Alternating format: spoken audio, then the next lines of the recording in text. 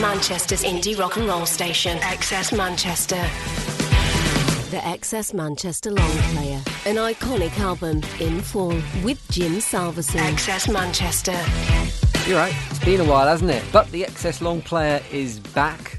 Not as regular, but still delving deep into some classic indie albums and having a good old natter with some of the people who made those albums. Producers, label bosses, and tonight, frontmen, because I'm speaking to Stephen Jones from Babybird about their classic 1996 album, Ugly Beautiful. I recorded this interview with Stephen when he was about to head out on tour, which you'll hear us talk about, to celebrate 25 years, amazingly, since the release of this album. We talk about what it was like looking back through the years, his huge, unbelievable body of work. I don't think there can be an artist that has released more albums than Stephen, and his relationship with what is undoubtedly Babybird's best known song, You're Gorgeous. All that to come on today's XS Long Player, and if this is your first time, the first podcast you've listened to, have a look back through all the other shows, because there's plenty of brilliant interviews with some amazing people in music. So find your favourite album, get stuck in. But this episode is all about Babybird and Ugly Beautiful. How you doing, Stephen? Hi, yeah, I'm doing well, thank you. Nice to talk to you. Nice to talk to you. 25 years since this album was released. Did you know that was it a fact that was circled on your calendar? Did you know it was coming up, or was it a reminder? I don't have a countdown app or anything like that on my phone. Well, at least I don't find it horrifying. I think it's just amazing that I'm still doing stuff, so that's not bad for a career. Someone shared with me the other day, because I'm a child of the 90s, that was the music genre that I mostly identified with, and someone said that we're further away now in 2022 from 1990 than we were from England winning the World Cup in 1966 in 1990, which kind of puts it in perspective how long ago it was. Totally. I think that as well, like how old I am now from it wasn't many years after the end of the Second World War that I was born, so that's quite horrifying. Well, music doesn't age, let's remember that, and let's focus on this album, Ugly Beautiful, a classic album from the Britpop era. Now, I was looking at this and thinking, this could have been a solo record, because it was written by you. In some cases, all the instruments were played by you. You had a hand in production, I think. So what was it that made it a Babybird record rather than it being Stephen Jones? Yeah, the history of it is that before this album came out, which was the first band album, even though there's tracks on there that I've played everything on, I had 5 lo-fi albums out, which the plan was, the first one was I Was Born a Man, and it was going to end with Dying Happy. So there were 5 albums, they were going to be released over a 9-month period, like a pregnancy. And it got loads of attention in the NME, and I don't know if you remember the NME and Sounds and Melody Maker. And they had little top 10 charts, and it went to the top of that. And we just got interest from that. And then this album came out of those. It's probably about 400 songs I had, because I'd been on the dole a long time, so I'd written a lot of songs. And they became those 5 lo-fi albums. Some of those were taken and reworked for this album, plus some other demos that never weren't on those, if that makes sense. Convoluted answer, but there you go. So why Babybird rather than Stephen Jones, though? Why was it, let's build a band around me? Was that part of the kind of like fitting in with the Britpop scene? Yeah, well, the lo-fi stuff was always under Babybird, so that was always my name, just because I wanted it to be a very, very something that embodied something very simple and very kind of like naive, and that's what those early demos, they were more made on 4-track recorders, so it was very simple stuff. So it was just the obvious thing, because that's what people knew me by. You know, they knew the name Babybird, so it was putting a band around these songs, and then Ugly Beautiful comes out on a record label. 400 songs whittled down to 15. You're a prolific songwriter, more which we'll talk about a little bit later. But how did you make the cut? How did you make the decision of what 15 tunes from your back catalogue were going to make this album? I think it was just sitting in a pub with Luke Scott, our guitarist, and Rob, who's our drummer, and just drinking 7%. Very thick. I remember it being really thick and brown lager or something. But anyway, no, just sitting around and thinking on the songs that they liked, really, because I'm very easily persuadable. I mean, I like to control the way things are recorded, but in terms of songs, as long as I do like them, it was very much a three-way thing. So you wrote a lot of this music whilst you were on the dole and unemployed, and then you were picked up by a major. They were backing this album, and it did exceptionally well as well. Top 10 with the album, or You're Gorgeous, which is obviously the song that you are probably best known for, went to number 3 in the charts, hung around for 25 weeks or something ridiculous like that as well. Yeah. Did it feel like a bit of a whirlwind at the time, kind of that gear change? Oh no, totally. I don't think I ever got used to it really. I'm kind of like back to where I've started now, releasing stuff on Bandcamp, demos. So I'm quite happy where I am now. Yeah, it's not up to you. You're suddenly told what you have to do, where you have to be, which TV show you need to be on, and it's just very, very regimented. And that was, I started in the business quite late on, not as a 16, 17-year-old. So I think it was all a bit of a shock. I just remember us sitting. We were in a house that Jimi Hendrix used to use when he came to London, and we were all sat around his table waiting to see what position Gorgeous would be. And I think that's the only clear memory I have, because I hadn't been drinking or anything, and I just remember being told it was number 3, and that was probably the moment where it was the peak. Did you enjoy being part of that Britpop scene? Because you were very much part of that. You're on TV and Top of the Pops. I'm sure you were doing the Coke-filled, supermodel-filled parties at the time. Did you feel like you belonged? No, not really. I don't think we were ever Britpop. I think we were at the same time, but I think because we had a big single and it's been regarded in a very pop way, even though you read the lyrics, it's not classic pop music at all. But I think that suddenly pushed us aside of Britpop, and it just made it very difficult to carry on after that, really, because it was such a big song. It's very hard to recover your dignity after such a huge thing. It's a Marmite song. People love it. People don't. So you've got to get beyond that. Like I said, we'll talk about that very shortly, but I want to talk about your influences in general beforehand, because you cited, or I've heard you cite, Joy Division as an influence previously, which when I read in an interview, I was kind of like, do I hear that? Don't I hear that? But I went back and listened to the album, and 100%, there was a few touch points in there for me that kind of compare your stuff, particularly on this album with Joy Division. I think it's the juxtaposition of the dark subjects and the pop melodies sometimes. Maybe your vocals are a little bit crooning occasionally, which Ian Curtis obviously famously took his crooning style from some Frank Sinatra records that Tony Wilson gave him back in the day. I mean, what do you think are the main influences of Joy Division's work in what you do? Well, I can't. I mean, it's good that you pointed it out. I find that very hard to judge it, really. I've never grown up playing a guitar or playing other people's songs, on acoustic guitar. So I think hopefully Babybird, whether you like them or not, it's very hard to compare it. But the odd thing, like you're saying about Ian Curtis or even Ian McCulloch, or people that I was when I was 17 was obsessed by, kind of Bunnymen and Joy Division. But I think the Joy Division thing is melodic bass. And Peter Hook's bass was just totally unique and drove a lot of the songs, I think. And Barney's guitar was sort of on top. And I think that's, and when I was in bands before Babybird, that's what we would do. I would play the bass and try and play it like a guitar so it was melodic. And I think that's the connection. I'm going to ask you to pick a couple of songs off this album in a moment that you really like, maybe your favourite songs, but we do need to talk about You're Gorgeous before we do that, which is the song you're most famous for. Yeah. What's your relationship like with this record? Do you love it because of what it did and the doors it opened, or do you resent it because of maybe the attention it gets beyond your other work, your other huge volume of work?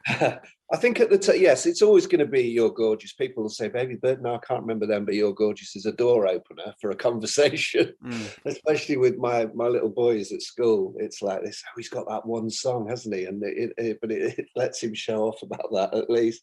It's fine, and we always ask when we're doing our small tours, we ask you, do you want us to play the obvious? And then they'll either say no, actually, or they'll say yes. But very often they're there to hear the other stuff. But my relationship's fine now. I realise that I'm doing.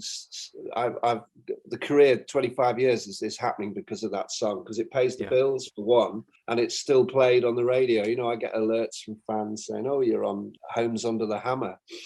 And, so it's always there, and it's one of those. I think it's timeless, really. I think we were very careful with the instruments we used to make it not to use an 80s synth or something that automatically dates it. So hopefully it's avoided that.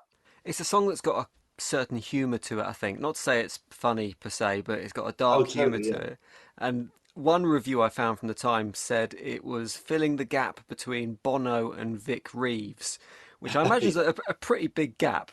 Did you feel, Yeah. though, that perception of the tune, maybe from its humour, but also from its kind of pop sensibilities, do you think that potentially held you back from being considered a serious artist at the Yeah, time? absolutely. I think a lot of comedians from, I've done stuff with Dom Jolly and Bob Mortimer, and even Vic Reeves. They had songs on their big night out and stuff, so they've always liked it because of that reason. But I think with You're Gorgeous, there's humor in there, but it's like David Lynch's films. If you're going to put something across which is sinister or a bit nasty, or has got something barbed in there, then you need to do that with dark humor, or it just becomes shocking. So I think that's why I like You're Gorgeous. And I'll always think, it got into the charts with you look at the verses. I mean, it's not your normal standard pop fodder at all. It's actually quite attacking and a little bit nasty. I mean, it's a weird juxtaposition, isn't it? Because you're right, it feels like a pop song, it sounds like a pop song, but it's got Yeah. these dark lyrics to it. And I've even heard it weirdly played at people's weddings before, Oh, which totally. is Yeah.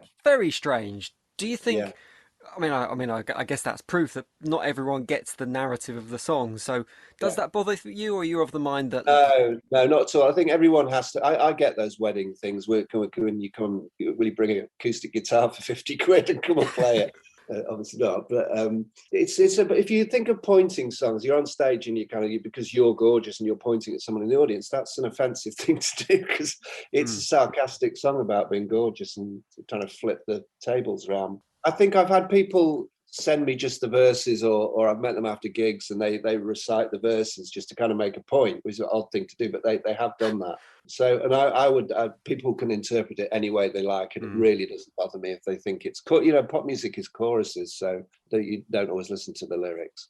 The other song I wanted to highlight off the album as one of my picks is Too Handsome to Be Homeless, which I'm pretty sure is the only song ever to quote Michael Portillo.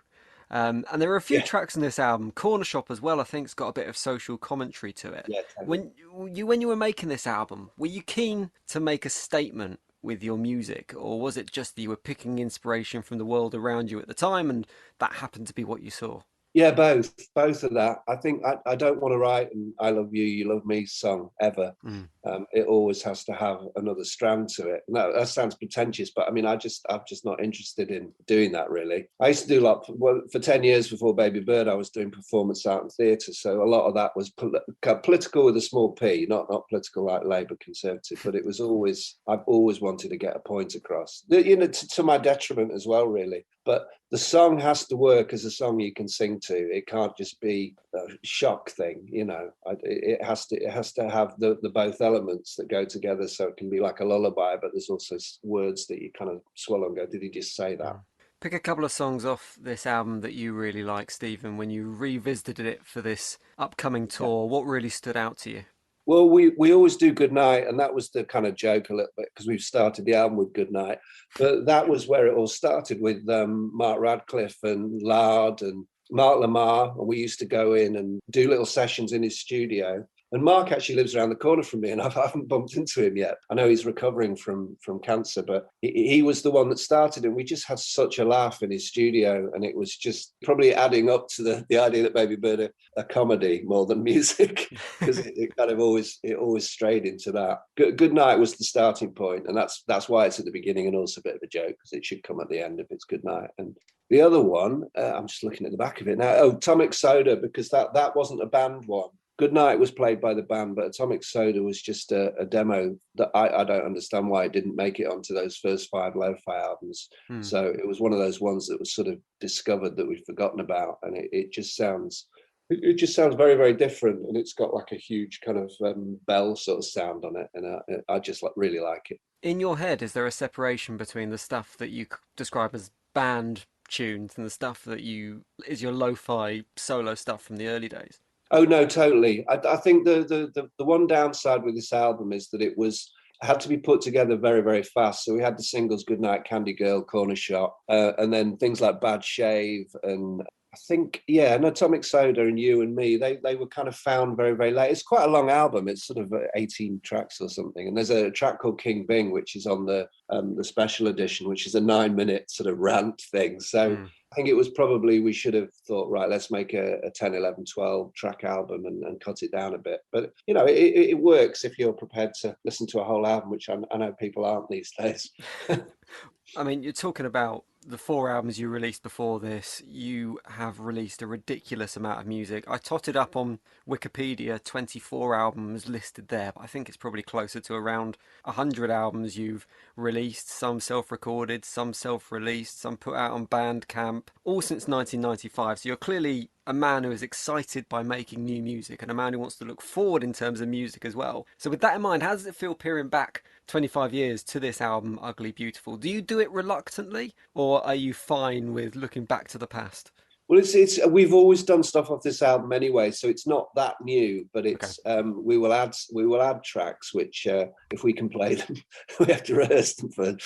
But yeah. So I'm. It's quite funny because I don't think I've played Ugly Beautiful. You know, in 1996 or 7, I probably played it, but I haven't played it, you know, until I knew I was doing this interview, because I'm just always moving on. I don't ever listen to. It's like actors saying they don't like to look at their films. You know, it's a bit like that, really. I like listening to my stuff, but if I can be doing new stuff, that'll be my emphasis. How does the album stand up to you now, coming back to it 25 years on? Do you think it sounds like it's of the time? Does it sound like it's mid-90s, or do you think it could be as relevant? I mean, I guess you talk about it being kind of slightly political and tackling issues. A lot of the issues you're tackling are still relevant as today as they were back then. So from that point of view, it works. But how about in terms of sonically? Well, that's scary, what you just said there, especially to homeless. You know, it's still nothing's changed in that department. So sonically, it's interesting because it was done with a guy called Steve Power, who did Robbie Williams and Bon Jovi. I think it's a very strange mix, but it was our first experience of a producer. And I was always told, it's always been one of these things in my head, like my dad saying to me, you need to get a proper job, which is always in my head when I'm lying. If I'm having a lie-in, I should get up and get a proper job, not music. And he was a bit, it was interesting. And also you're always told you need a producer. Name me an album, a classic album that doesn't have a great producer. And I know that's kind of true, but I also think that you can do that yourself and you don't need a producer. So I get very confused anyway, whether my ears are pretty rubbish anyway, so I probably need a producer, and people would tell me that. So, but it was an experience with a producer, and we had to fit into that, and that was my first experience of someone being in charge that wasn't me. So, which I took well, I think. I dealt with it okay. I'm sure the band would say I was an arse, but who knows. Stephen, I really enjoyed rediscovering this album, Ugly Beautiful. It's a stunning album right the way through. There's some real gems of music on there as well. I'm sure everyone at the Deaf Institute on the 24th of February are going to enjoy rediscovering it as well. Normally I finish off these interviews by asking about new music, but it seems that you're always working on new music and you've always got stuff in the pipeline. So what is next for you? Do you have kind of big picture ambitions, or is it just you want to carry on making music and enjoying what you're doing? I think I've just been really lucky because obviously Gorgeous financially has kept me going, and also, name drop. I did 2 albums in LA with Johnny Depp and his producer friend Bruce. So things have always, I'm only name dropping that because things always come along at the right time to take the pressure off me doing interviews and talking about Gorgeous. So I got to talk about that for a couple of years, and 5 years actually, I think we did that, and he made a video, and fantastic. So those are the things that keep me going. I think I'm really quite lazy. I just work in bursts. But it's when things come along, and at the moment, the new thing is there's a guy who's wants to put some of my stuff out on a eco-friendly vinyl, which I was quite shocked to hear. A lot of people throw their vinyl away. I thought they'd end up in Oxfam shops or they'd keep them in the garages, but a lot of it goes to landfill. So he's doing this thing which will be recyclable, and it's all different colours. Mine's going to be white, but there's a series of 4 artists and he's doing that. So these things come along is all I'm trying to get to. And those are the things that spur me on and mean that I can carry on. You know, I've got to provide for my family as well. So I need to, all these things are there. Stephen, great to talk to you. Good luck with the Lovely. tour. Thank you. The Excess Manchester Long Player, an iconic album in full with Jim Salveson. Excess Manchester.